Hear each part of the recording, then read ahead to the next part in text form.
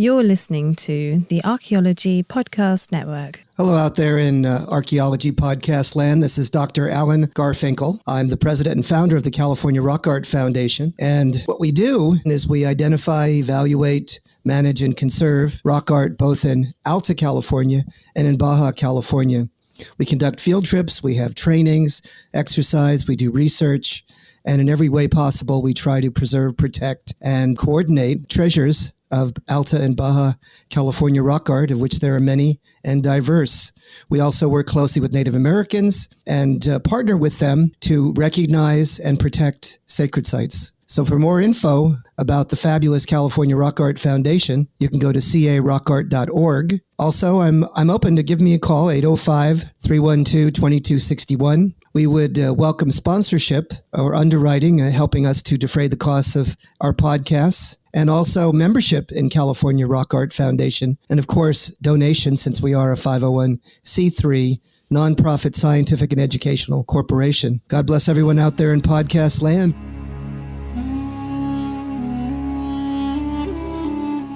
You're listening to the Rock Art Podcast. Join us every week for fascinating tales of rock art, adventure, and archaeology. Find our contact info in the show notes and send us your suggestions.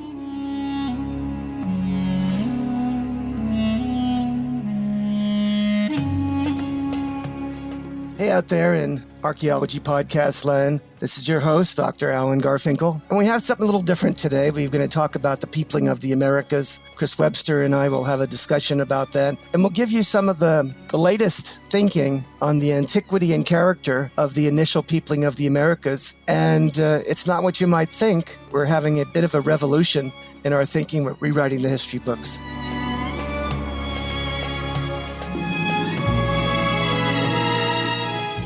Welcome to the show, everybody. This is the Rock Art Podcast, and if you're hearing my voice, Chris Webster, that means that I'm talking with Alan today, and we don't have a guest on today's episode, but that's because we have a lot to talk Chris about. Webster, Professor Alan, Webster, welcome to your show. You're such a wonderful resource, and it's been such a blessing. We're on episode 111. I just checked back, and I think it's been 3 years we've been doing this. Am I correct? Man. Quite the journey. Something like that. Yeah, it's been a while. So it's been a lot. Let me see. I can look back at the first episode. Wow. Yeah, it was released on June 17th, 2020. Well, it's been very exciting. We've had people patch in from Spain, from Australia, from Southeast Asia, and Mexico. Mm-hmm. So we can absolutely say it's an international platform. And I want to veer off from exclusive rock art discussions on this episode on a subject that is related to what we've been speaking about. It has to do with the peopling of the Americas. How's that, Chris? That sounds great, because I mean, there's been a lot of stuff lately in the news about and I mean news related to archaeology articles and things like that, about this topic, because it's a hot topic in North American archaeology. It's one of the big unanswered questions, at least to a lot of people, that's an unanswered question. To some people, it's a very well answered question. To others, it's not a very well answered question. So yeah, there's definitely a lot to discuss in this space. Well, the evolution is, I think we're in the midst of seeing a tremendous transformation, or what is called a paradigm shift. For the longest time, we believed that the platform or expression called the Clovis tradition was the basement or the beginnings of the in-migration to the Americas. Do you agree? Yeah, absolutely. And I feel like there's still people that kind of adhere to that, to be honest with you. There's, definitely some proponents of that theory still. I would have to agree. But they're getting fewer and fewer because in the last year or two, there's been some tremendous discoveries, and they consistently have been pushing back the age and character of the earliest expression of people in the Americas, both in terms of geography and in terms of the actual typology of what that expression might mean archaeologically. I think to discuss this, you kind of have to know what the issue was and what the traditional model has said. The traditional model was that there was a migration about 13,000 years ago across the Bering Straits, and peopling of the Americas was channeled through a corridor, an ice-free corridor between the glacial masses, and that the people came through, and then they had an initial, almost an explosion of archaeological expression all across the Americas, both North, Central, and South America. Mm-hmm. And uniformly, that tradition was associated with a kind of projectile point, a dart point that was fluted. It had a mass of stone taken out of its base.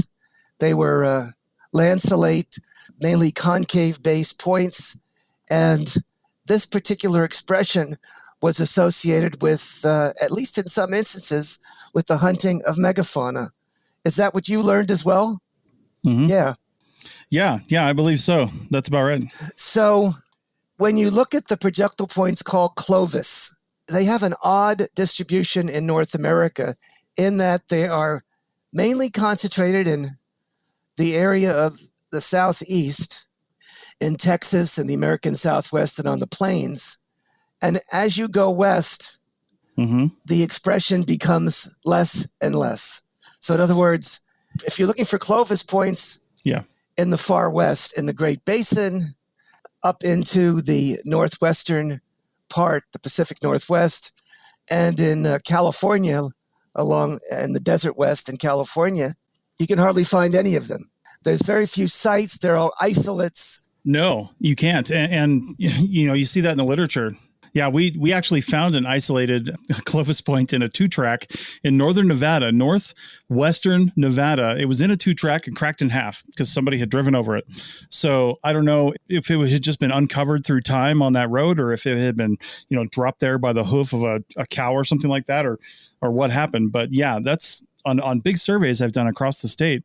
That's the only one I've ever even heard of getting found. And it was just not a lot. The thing you find more of, which I think you're alluding to, that's pre-Clovis, is Western stemmed. And we see a lot more of those out here, but still not that many when you start going back that far. So a couple of things.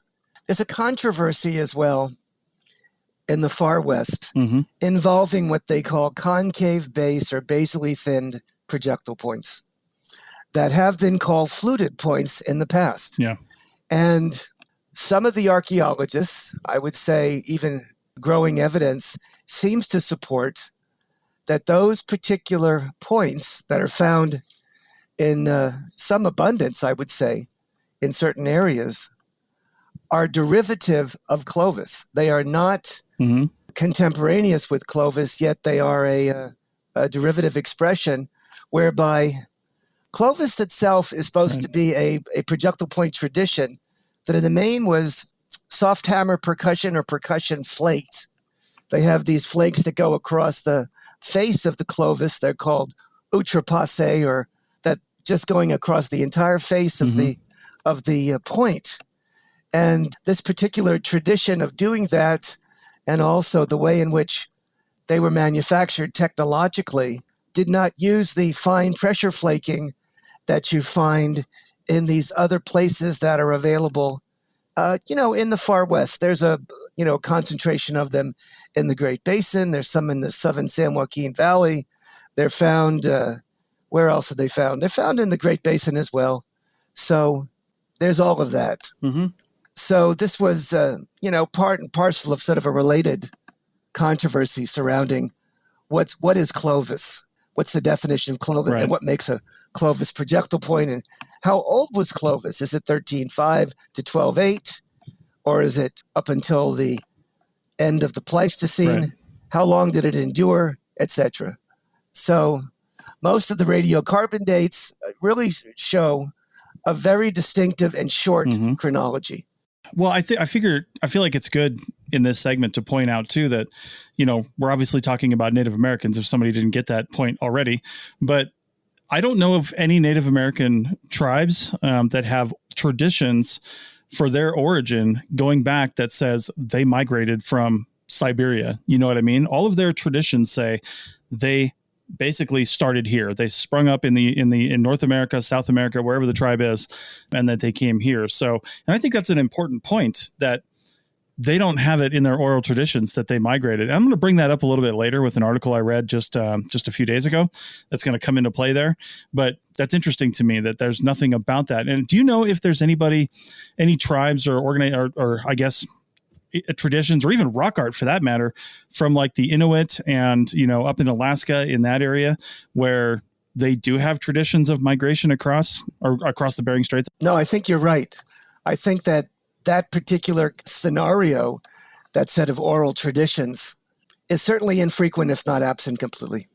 Mm-hmm. And that in itself is interesting. Now, one of the things we ought to talk about with that corridor, which is rather important, is it wasn't really open until about, I would say, in the neighborhood of 14,000 years ago. So to move along that land bridge and to get into North America, you had to move through an ice-free corridor, and that ice-free corridor wasn't open until 14,000 years ago. Right. So again, that supported the particular model of Clovis being the first people that came into the Americas. Made sense, right?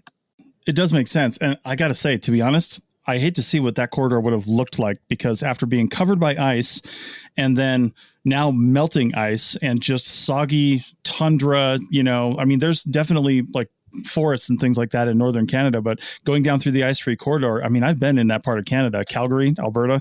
Yeah. It is flat. It would have been difficult to navigate being a soggy, probably full of tiny little lakes and ponds, land. So that would have been tough. It would have been a journey. Yeah, no, absolutely.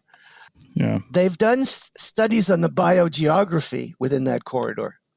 And there was, megafauna moving up into that corridor, sure, including, bison, et cetera, and probably a lot of waterfowl.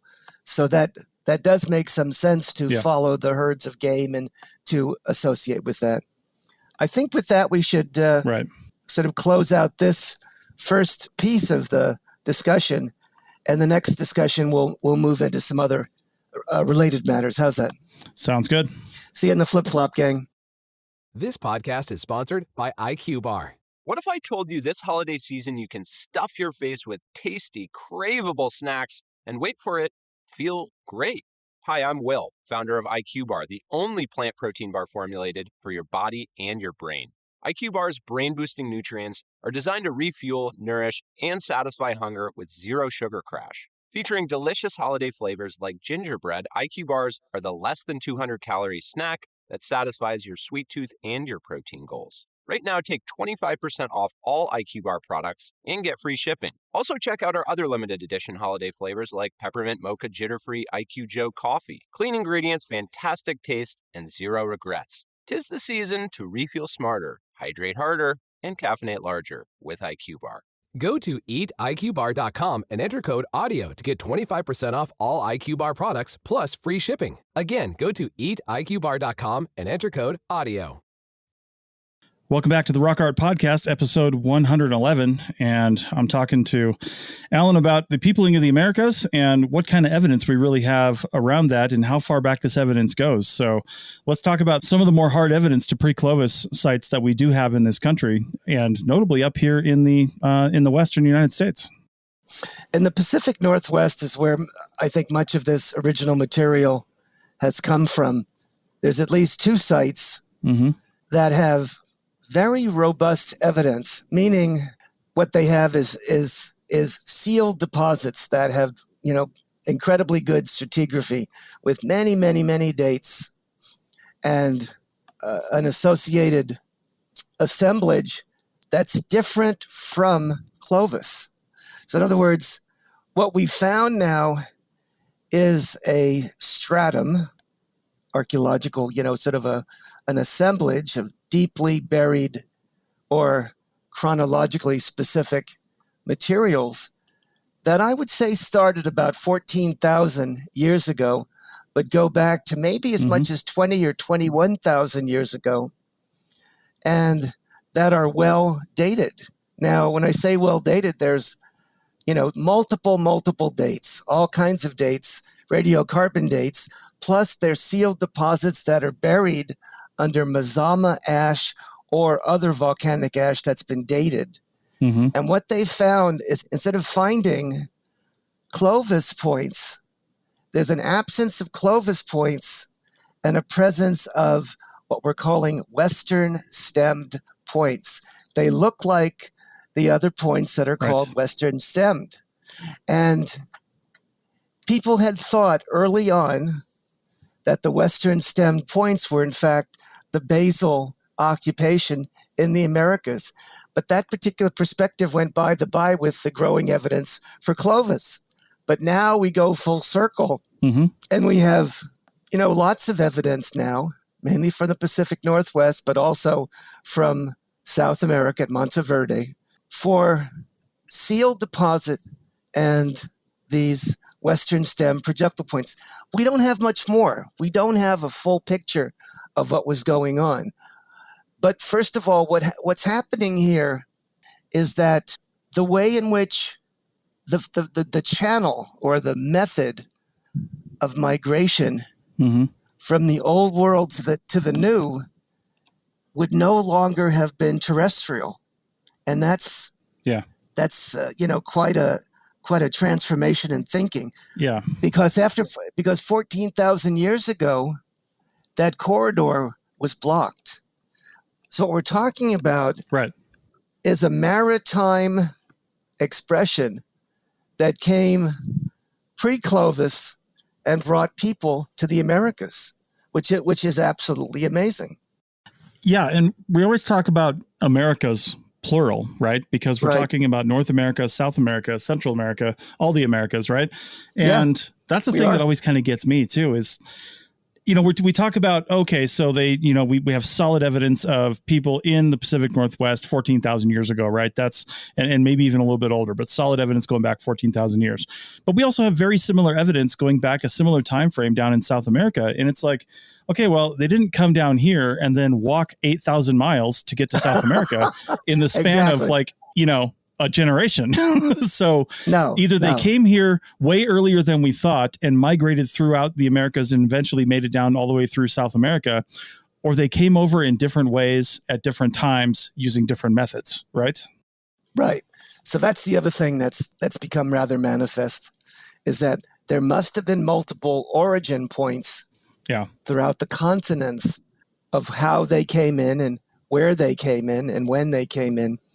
There also must have been different traditions in terms of what they were focused upon.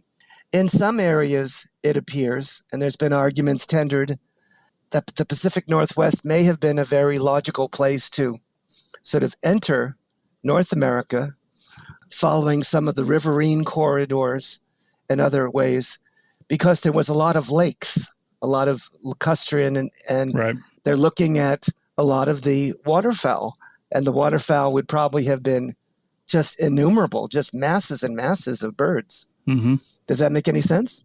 Yeah, it does. It would have been certainly a resource that would have been plentiful, not only that, but, fish and other things you just find near those marine and like you said, lacustrine environments. I mean, it's just an abundance of things to eat. So it would have been easy. Yeah. So if you're looking for things to eat, if what we found even at the 10,000 year benchmark, when people live near lakes and rivers, they tend to go for the low-lying fruit. What do they eat, Chris, if they're looking for food near lakes or rivers? I would say fish and berries and things like that. What are we looking at? Well, what they do is those that have cattails and tubers and those bulbous things they can pull out of the ground. Indeed. They're not very lively in terms of being hugely, nutritious. But you know what? They'll give you a full belly. So when you pull them up, you can pound them, you can roast them, you can do whatever you want to do with them, and you'll have a full meal. And it didn't take you long to acquire it. So when they're looking at coprolites from 10,000 years ago, they're full of these tubers and these bulbs from those lacustrine, vegetation, because they're easy to harvest. That makes sense. And they will fill you up calorically. And also you get the waterfowl. Yeah. And it makes you wonder why they even left it all and kept migrating. Right. Exactly. Yeah. I think when they found those lakes and rivers, they found a windfall. And so they could live there for quite a while. And maybe they were there for quite a while. Yeah. At those places in the Pacific Northwest, they've got 14, 15, 16,000 year old dates. Now, what I've heard off the record, but somewhat, not sort of sort of as an aside, there appears to be some dates for Daisy Cave on the Channel Islands that may go back 16, 17,000 or more years ago. And if that is the case, then that's another example of watercrafts, a maritime economy. They came there and they stayed, and they obviously came there in boats and lived and, took advantage of the resources such as they were on those islands. I wonder if they really date to 16, 17,000 years. I don't know how deep that channel is between the Long Beach area and the Channel Islands. Right. I mean, the water would have been much lower because, a lot of it was still sucked up into the ice caps. So I wonder, they couldn't have necessarily walked to the Channel Islands, I would imagine, but it would have been a heck of a lot shallower and a smaller expanse to traverse by boat. Yeah. And you could always traverse that area in a boat. They do right now, even at this point. Oh, sure. It's not that far away.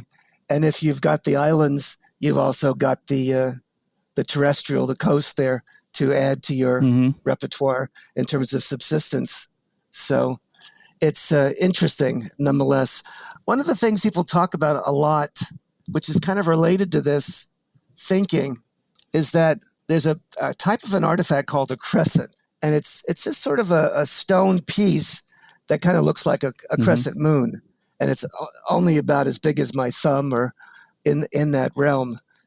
And there's hundreds, thousands of them scattered, mainly always in lacustrine environments around lakes and other water sources. And so there's been an extensive argument made that because of their distribution, that they may have been associated with the hunting of waterfowl. Have you heard that? No, I don't have much knowledge from that down in that area, but that's pretty interesting. Yeah. What they have hypothesized is that they were attached to arrows as bunts, transverse projectile points.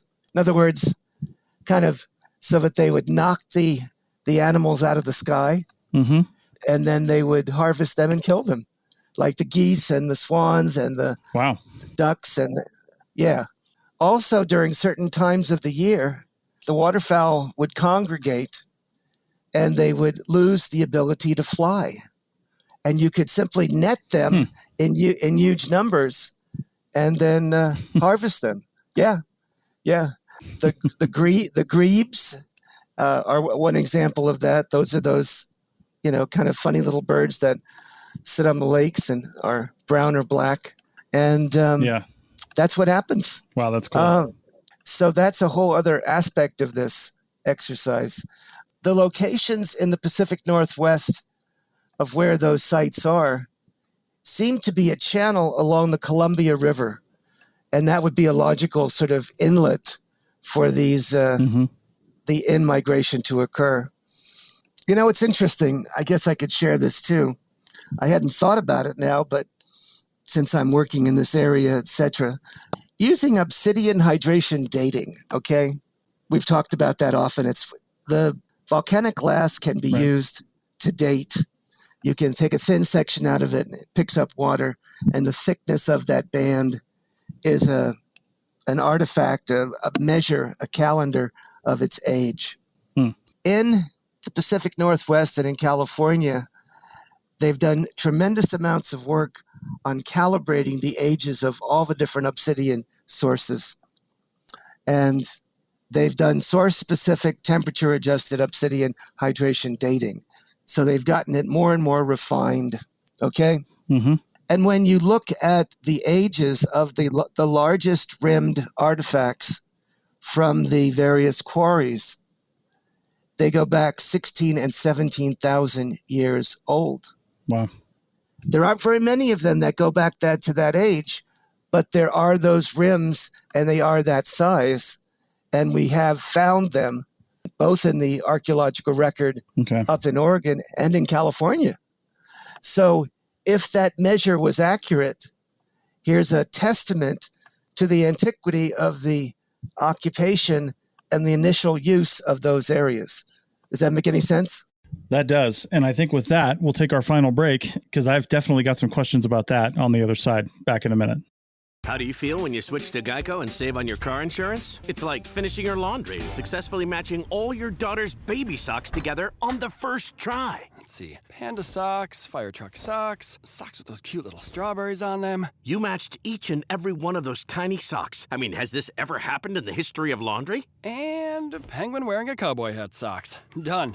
Enjoy the moment, Dad. You've earned it. Yep, switching and saving with Geico feels just like that. Get more with Geico. Welcome back to the Rock Art Podcast, episode 111. I'm Chris Webster, discussing the peopling of the Americas with Dr. Alan Garfinkel. And we're coming up to the end of the show here, so let's round out this discussion. And one of the things you were saying just, in the last segment there, when you were talking about the dates on the obsidian hydration on some of those things dating back, 16, 17,000, but you said not very many. And I'm like, okay, but if we have like even one thing that is concrete evidence, that is indisputable, that is, yes, this is here. I mean, isn't that an open and shut case? Like, what is it going to take all the naysayers to say, yes, now here's the new date. This is it. We definitely have evidence going back this far. When can we close the lid on that and say, yep, this is it?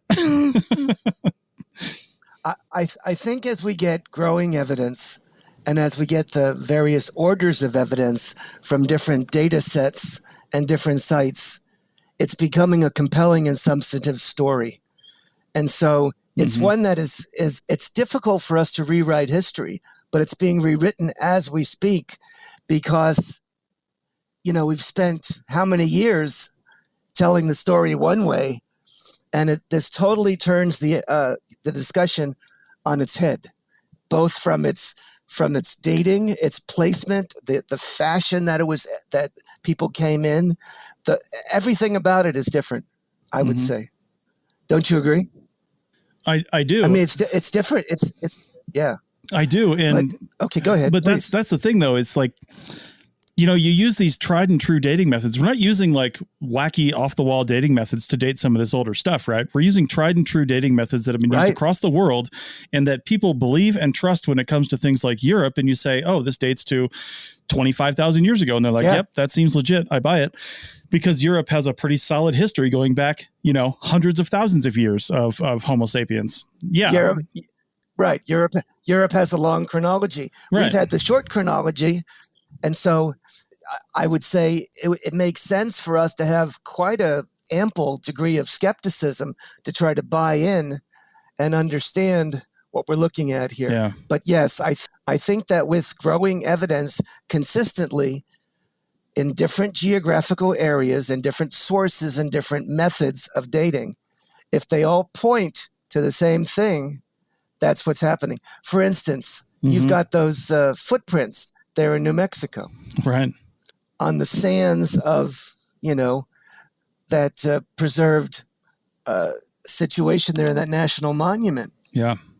And they've dated them several ways. I've read a couple of scientific articles so far on that. And another one, they feel very strongly that the evidence is there for in excess of 20,000 years ago that there were people occupying New Mexico. And that's where those are from. And they've used radiocarbon dates. They've got stratigraphy. They've got everything else. But again, what is it? Extraordinary claims need extraordinary evidence. And so that's what we're looking at. And yes, I'm still, I still am waiting to see what other people really take from that piece of evidence. It seems rather compelling. Yeah. If what they say is true and how they've dated it and how they claim to have, irrefutable evidence and dates that would support that particular age. I mean, that jumps from what we thought was literally maybe 13,000 to 21,000 years ago, like in an instant. And so someone says, well, where's the stuff in between, right? Where's the archaeology that we should see between 13 and 21,000? Where's the people? Yeah. Well, I'll tell you what, there might be an argument for that too, because I've definitely interviewed some people on past shows that have discussed the fact that a lot of times we don't dig deep enough. You know what I mean? Because a lot of our evidence doesn't come from, some of it comes from academic digs, like some of the stuff up in Oregon, they're digging into these caves, and, caves are very well preserved environments, and you can come back year after year after year and just keep digging down in the cave. Right. And just it's a resource that just keeps on giving. But you talk about cultural resource management projects and shovel testing, and I'll tell you what, most of ours don't go down any deeper than you can reach with a shovel. And if it has to go down farther than that, sometimes we'll auger, but the standard rule, unless you know something different about the stratigraphy, the soils, the geochronology of the area, which a lot of times you don't, but if you know something different, then fine. But if you don't, you usually go down to 2 sterile levels, or the depth of the shovel, or the water table. But that doesn't always mean that that water table always really got me working in the Southeast. We'd always stop if we hit water. And I'm like, all right, well, the water table was different 10,000 years ago. It wasn't here. So, by stopping there, we're ignoring a huge body of evidence. You know what I mean? So, for instance, in the area that I'm working in Oregon, in southwestern Oregon, near the town of Roseburg, there's a site that was excavated, and they excavated, I don't know, maybe 50, 100 centimeters. And then they stopped. But then they had an inkling that they may have been on top of a Mazama, expression. They had to go 2 meters deeper than that to hit the cultural component below the Mazama ash.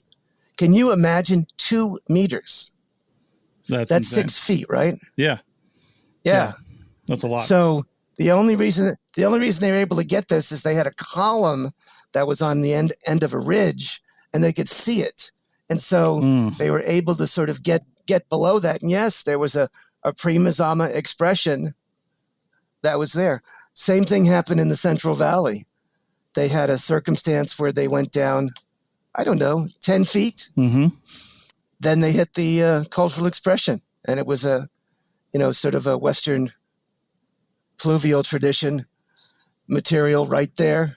And they dated it to 8,000 years ago. So if you had to go 10 feet to get to 8,000 years ago, can you imagine how deep you'd have to go? Well, and this is what I'm talking about too, right? Like, you get some of these areas now out here in the Great Basin, you might go down 2 feet and hit bedrock, right? There's not a whole lot below the bedrock. If it's below the bedrock, you're done, right? But in some of these areas, like, I'll never forget working out in the Carolinas, and again, out on the coastal plain, we're digging down to, a meter at best, maybe 1.5 meters if you can lay on your stomach and really reach your shovel down there. But then my wife worked on a project where I don't know how they knew this, right? But by the time she got on it, they were augering down in this one area, because there was something going in there. I think it was a reservoir project or something like that, but something was going in there. They were augering down and finding paleo deposits, like 8 to 10,000 year deposits at 3 to 4 meters below the surface. 3 to 4 meters. Yeah. And I'm like, okay, so you've got this evidence here of definite things, 3 to 4 meters down. Yeah. And yet we're stopping at 1 meter out here on the coast. And, part of the reason out in that area is because the hurricanes and weather really shapes the landscape. And you can have a hurricane drop, 2 feet of sand on one area in a season. You know what I mean? So the landscape really adjusts quickly. So that's why you get buried deposits that could be incredibly deep in some areas, depending on the year, so it's crazy. And yet we speak with authority when we say that's it. Yeah. Right. So you're talking about the environment. We talk about cataclysms like Mount Mazama and the ash that fell 7,700 years ago. If you look in the Central Valley of California, you're looking at tremendous amounts of alluvium over the many years accumulating, and to get to anywhere near, let's say, Paleo-Indian, you'd have to go down 12, 15 feet to get to that deposit. So you're exactly right. So for a lot of us, we have never really gotten to that level, or we don't know where to find the exposure of the paleo. You want to see relic landforms where that was preserved so that you can find that kind of material.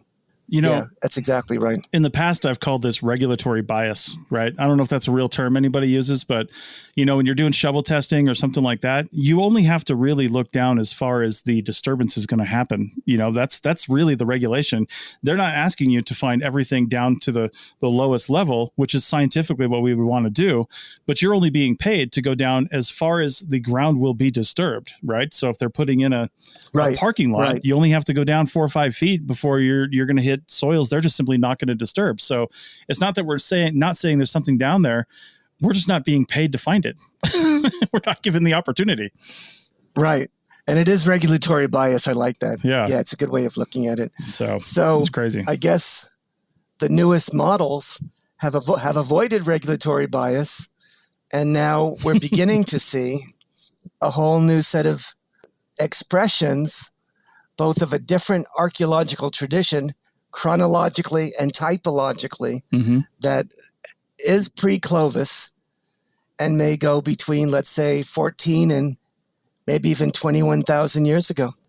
Now that 14 to 21 matches the genetic evidence that they've been able to look at, the genetic sort of timeline that they've developed, looking at the peoples that they've examined, the indigenous peoples, and then examining their relationship and the time depth.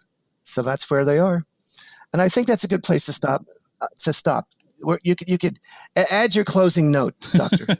I will add to that, because there's one other thing besides the genetic evidence that starts giving that time depth, and that's the linguistic evidence, right? When they start looking at the sheer number of languages that Native Americans have just in North America alone, in order to gain that sort of variation, linguists can take that back thousands and thousands of years in what we knew of language evolution to say, well, it would had to have gone back X number of years. And that time is getting pushed further and further back the more we study those languages and start realizing where the similarities and differences are. So like you said, lots of evidence coming together, pointing to a deeper history than we ever assumed. I like it. All right. Well, that's it for today then. Yeah. Yep, that's it. See you in the flip-flop, gang. Hope you enjoyed this episode.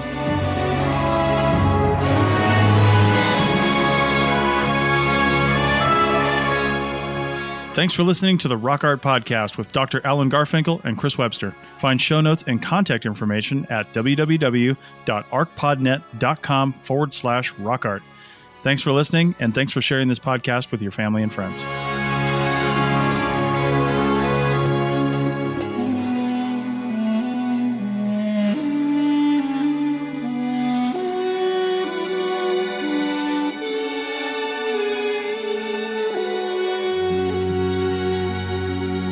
This episode was produced by Chris Webster from his RV traveling the United States, Tristan Boyle in Scotland, DigTech LLC, Cultural Media, and the Archaeology Podcast Network, and was edited by Chris Webster. This has been a presentation of the Archaeology Podcast Network. Visit us on the web for show notes and other podcasts at www.arcpodnet.com. Contact us at chris@archaeologypodcastnetwork.com.